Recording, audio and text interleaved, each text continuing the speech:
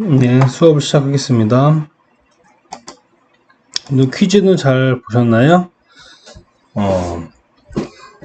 퀴즈가 온라인으로다 보니까는 원래 오프라인이면은 그 실험실이 아니라 저기 강의실에서 참고 자료 없이 시험을 볼 텐데, 그러면은 내가 뭐가 부족하고 뭐를 더 많이 알고 이해 안 되는 부분이 어딘지를 확실히 알 수 있거든요.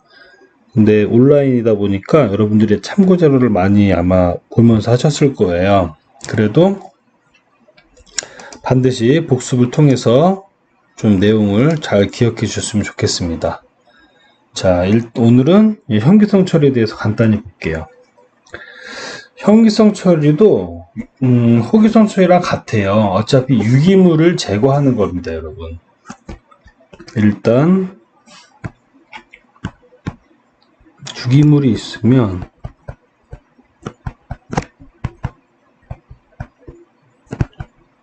호기성 처리,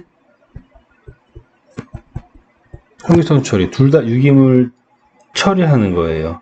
근데 호기성 처리는 세포화를 시키는 거고요. MLSS를 증가시키죠.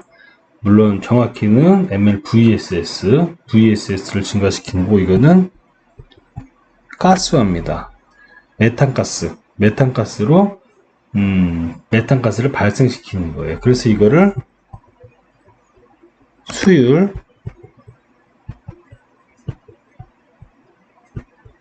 메탄 생성 수율, 이렇게 구분해서 쓸 수가 있어요. 예를 들면은 이 수율 같은 경우는 BOD 1kg당 VSS 몇 kg 이렇게 표현을 하죠. 예를 들면은 뭐 0.2 kg VSS인데 이게 kg BOD 1kg당 VSS 미생물의 양이에요. 미생물이 0.2 kg 생성이 된다 라고 표현을 하는데, 저기 현기에서는 가스와 메탄 생성 수율로 한다 그랬잖아요. 이거 정해져 있습니다, 여러분. 0.35 메타 생성 메탄 킬로그램 COD 유기물 1kg당 메탄가스가 0.35 큐빅미터 0.35톤 이렇게 고정값이에요. 고정값 이렇게 생성이 된다. 이런 단계에서 볼 수가 있습니다. 그래서 현기성 처리를 보면은 호기성과 가장 큰 차이는 우리가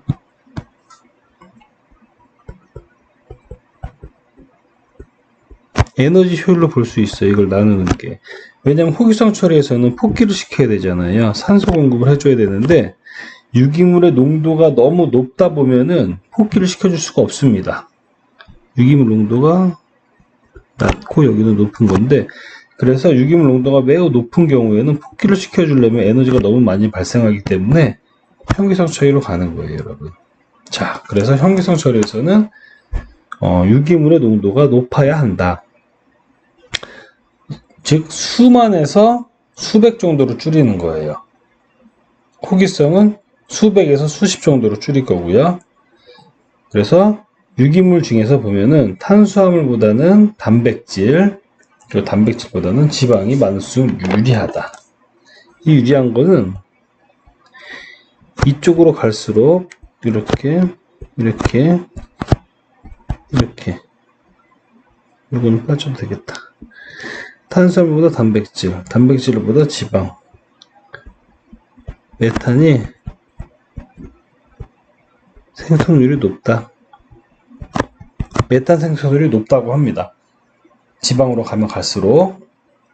어쨌든 그리고 현기성 처리는 pH가 적절해야 한다. 6.8에서 7.2 정도 pH를 반드시 맞춰줘야 돼요. 이렇게 맞춰줘야지만 메탄 생성균이 활동을 해서 메탄을 발생을 시킵니다. 그리고 온도가 적당해야 한다.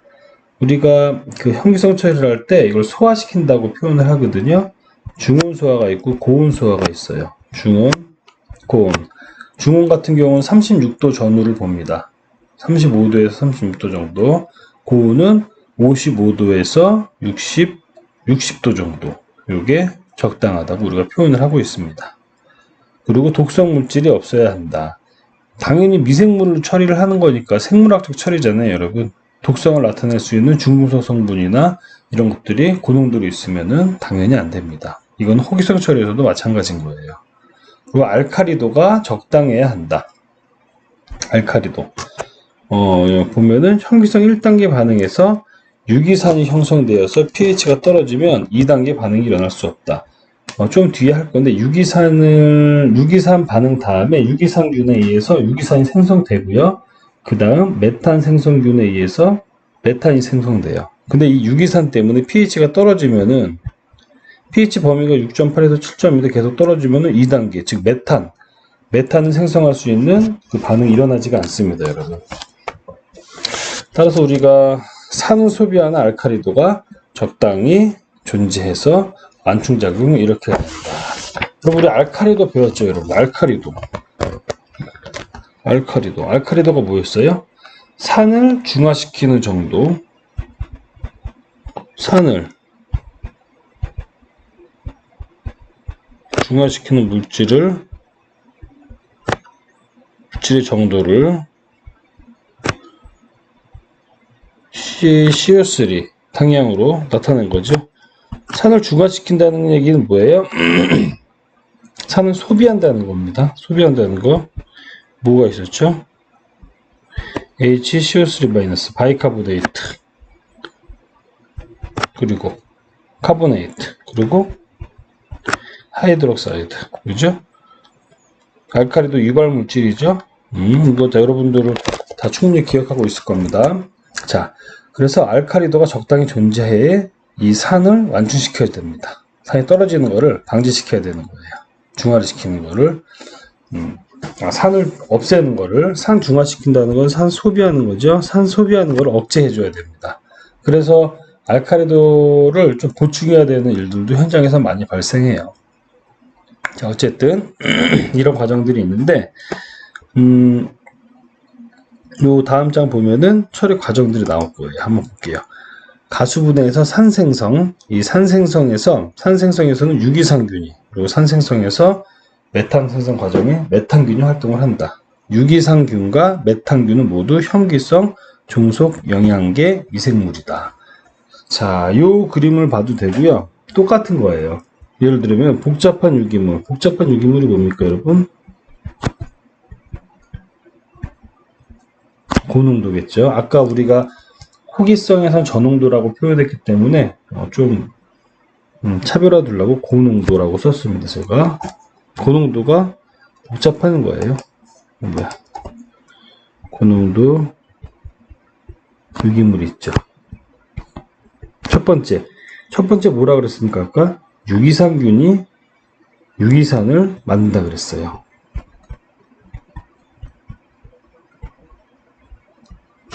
그 다음에 2단계에서 메탄이 나온다 그랬죠. 자, 여기에서 유기산균이 작용을 하고요. 여기서 메탄균이 작용을 합니다. 그럼 유기산균이 작용을 당연히 하니까 중간산성물은 유기산이나 알코올 같은 물질들이 생성될 거고요. 이런 것들이 2단계에서 메탄 생성균에 의해서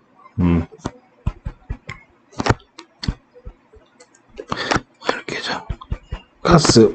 가스에서 메탄만 나오는 게 아니에요. CO2, H2S, 암모니아 등등의 물질들이 가스 상태로 나오게 돼요. 물론 뭐 슬러지나 여액, 슬러지가 최종적으로 슬러지에서 발생되는 여액, 침전시키면서 액체가 올라오겠죠. 그 여액을 말하는 겁니다, 여러분. 자, 이런 단계예요. 2단계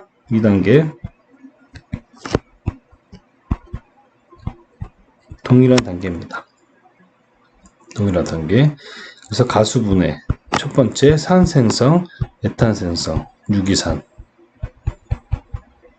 유기산균, 이거는 메탄균. 자, 이렇게 해가지고 형기성 처리 과정들이 일어나고 있습니다. 자, 그러면은 그 형기성 처리 공정이 어떻게 되는지 한번 간단히 볼게요, 여러분. 아주 기본적인 것만 한번 볼게요. 기본적인 게 이제 2단계 소화인데요. 2단계 소화. 자, 맨 처음에 슬러지들이 들어갑니다. 이 슬러지는 예를 들면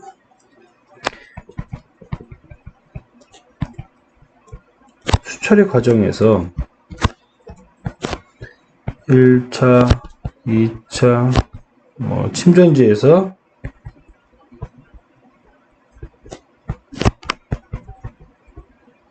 슬러지가 발생하죠. 얘들이 이렇게 들어가는 거예요. 혼합이 계속 되고 있습니다. 원 슬러지가 들어가면서 가열돼서 들어가죠. 그리고 얘네들이 다시 반송돼서 이 반송되는 거 혼합하기 위해서요. 혼합하기 위해서 들어가서 또 가열돼서 들어가고 가열돼서 들어가고 가열돼서 들어가고 이게 가온 교반입니다. 이런 시스템을 가온 교반 시스템이라 그래요. 보일러 배관 같이 뜨거운 물을 코일로 해가지고 순환시키는 거예요. 그럼 슬러지들이 그 뜨거운 배관을 지나가면서 보일러처럼 데펴지겠죠. 가온 교환. 그래서 계속 혼합시킵니다. 그럼 위에는 당연히 가스층이 생기겠죠. 그리고 1단계 소화가 가면은 이송을 해요. 그 다음에 침전시킵니다. 이걸 굳이 표현한다면 소화, 침전 이렇게 표현할 수가 있겠죠. 자, 소화 슬러지 침전됐어요. 침전되면 이 상등에 나오죠. 이게 아까 그 전 페이지에서 제가 얘기했던 제가 뭐라고 썼더라 여기다가 여액, 상등액, 여액, 상징액이라고 상등액, 상징액, 여액 단어 표현은 엄청 많습니다. 여액이에요. 그럼 이 여액은 어떻게 하느냐? 다시 수처리 해야 돼요. 수처리. 왜냐면 소화 슬러지는 형규성 처리는 어떻게 된다 그랬어요? 수만의 유기물 수만 밀리그램 퍼 리터가 수백 정도, 수십도 아니에요. 수백의 유기물 밀리그램 퍼 리터의 농도로 배출이 되는 거예요. 즉, 이 배출되는 유기물의 용액, 이 액은 뭡니까? 이 상징액. 상징액이 수백의 유기물이 들어가 있는, 쉽게 얘기하면은 COD 300mg per 리터만큼의 유기물이 있는 액체가 나오게 됩니다. 이런 여액이 나오게 돼요. 그러면 얘네들은 어떻게 해야 돼요, 여러분? 다시 수처리 공정을 거쳐가지고 수십 대로 떨궈진 다음에 하천으로 배출이 되겠습니다. 상징액, 여액, 여기가 농도가 굉장히 높아요. 어쨌든 이렇게 2단 소화를 하는 게 아주 기본적인 아주 기초 혐기성 처리 공정이 되겠습니다, 여러분. 그래서 여기서 일단 소화에서 나오는 가스, 침전에서 나오는 가스, 물론 침전 상태에서 가스가 훨씬 많이 나오겠죠. 이 가스들은 소화가스라고 하는데 얘네들은 바이오가스, 메탄이나 이런 것들을 정제해서 에너지화하고 있습니다. 이게 에너지화로 하는 게 굉장히 중요해요. 과거에도 중요했어요. 과거에도 중요했는데 지금 점점 시대가 미래화 될수록 훨씬 더 중요해집니다. 훨씬 더. 자, 메탄가스, CO2, 탄소 들어가 있죠? 탄소가 배출되죠. 그러니까 탄소 배출권에서도 저희가 유리한 이점을 얻을 수가 있고요. 친환경적인 거 있고요. 또 자연 상태에서 에너지를 생성해내는 에너지 공학적인 개념도 있습니다. 그래서 지금 이 가스화 시켜가지고 천연가스로 에너지화 시키는 게 굉장히 중요해요. 여러분들이 아마 졸업하셔서 사회생활을 하면 이런 일들을 많이 접하게 되실 겁니다. 그래서 간단한 모식도를 보면은 유기성 물질, 하수 슬러지, 축산 분뇨, 은폐수 이런 것들이 항균성 소화를 거쳐서 자 매립지에 바이오디그레이션이죠. 생물학적 분해가 이루어져 가지고 바이오 가스가 나옵니다. 이 가스를 정제해서 전기, 에너지로 전환하는 거예요. 그래서 발전기로도 실제로 이 발전기 연료를 사용하는데 발전기로도 굉장히 많이 사용을 하고 있습니다. 자, 그러면 여기서 이 시간이 우리가 가스 형태의 부르는 게 있죠. 뭐 CNG, LNG, LPG 이런 것들 있잖아요. 이게 어떤 차이가 있는지 한번 좀 보도록 하겠습니다.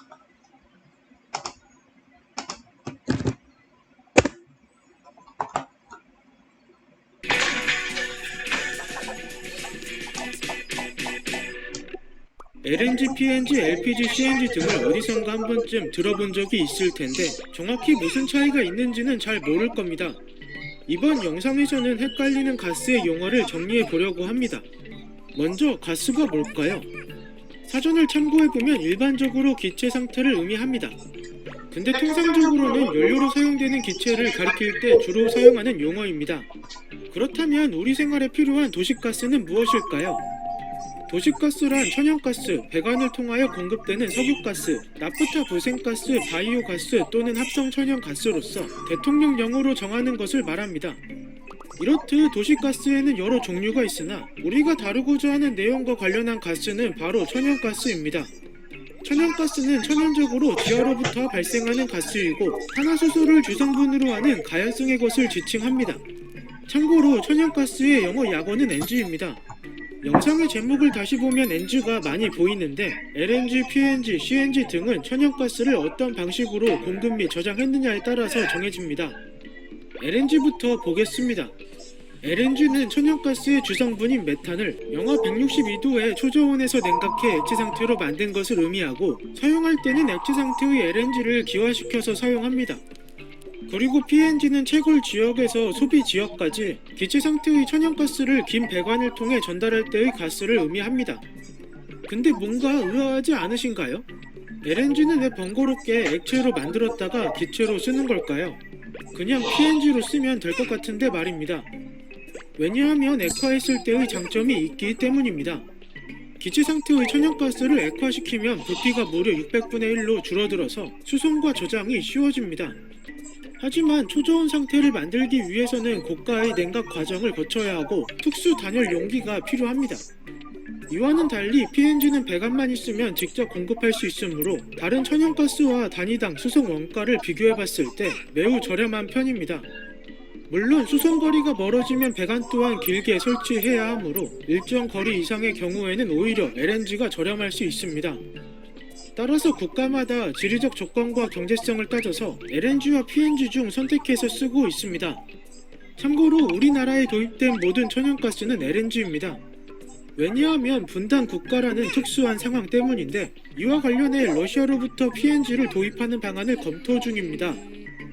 계속 이어서 CNG를 알아보겠습니다. CNG는 천연가스를 높은 압력으로 압축해서 천연가스를 굳이 액화시키지 않고 부피를 어느 정도 줄인 것입니다. CNG는 큰 저장 용기가 필요해서 버스에서 주로 사용합니다. 그리고 경유 버스보다 오염 물질을 덜 배출하고 LPG를 연료로 하는 버스보다 충전할 때 폭발 위험이 적다는 장점이 있습니다. 끝으로 LPG는 앞서 알아본 천연가스와는 다른 것으로 원유로부터 추출한 성분 중 비교적 끓는 점이 낮은 물질인 프로판과 부탄을 상온에서 가압하여 액화한 것을 의미합니다. LPG는 차량용, 가정용, 업무용, 공업용 등 활용도가 매우 뛰어나고 천연가스 공급이 어려운 지역에는 가스통의 형태로 공급되어 이용되곤 합니다. 여기까지 헷갈리는 도시가스 용어를 정리해봤는데 정리해놓고 보니 생각보다 어렵지 않으셨을 겁니다. 궁금증이 해결되셨나요? 자, 여러분 가스 형태에 대해서 간단히 얘네들이 정리를 해준 거예요. 근데 우리는 여기에서 이런 가스 종류도 중요하지만 우리가 쓰는 것은 바이오가스죠. 바이오가스. 즉 미생물에 의해 유기물이 분해되면서 생성되어지는 뭐 수소, 메탄 이런 가스들이죠. 이런 걸 에너지화 시키는 겁니다, 여러분. 자, 다음 동영상으로 이어가겠습니다.